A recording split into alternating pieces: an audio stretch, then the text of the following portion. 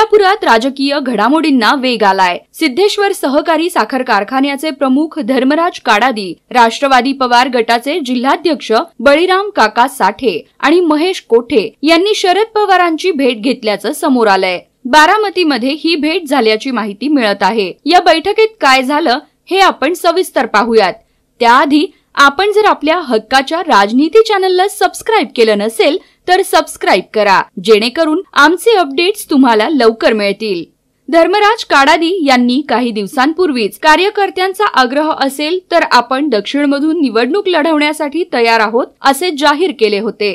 यामुळे दक्षिणमधून इच्छुक असलेले दिलीप माने, सुरेश हसापुरे, महादेव कोगनुरे, शिवसेनेचे अमर पाटील यांची डोकेदुखी वाढली होती। पण आता काडादी हे दक्षिण ऐवजी उत्तरमधून लढण्याची शक्यता वाढली आहे।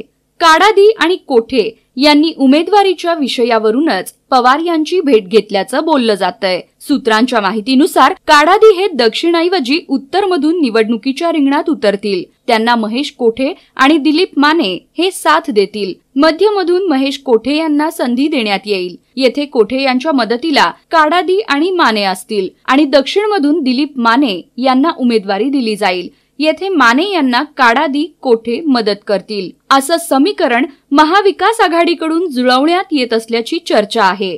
जर असं झाल्यास शहरातील तिन्ही जागेवर महाविकास आघाडी विजयासाठी प्रबळ दावेदार ठरेल असं जाणकारांचं म्हणणं आहे।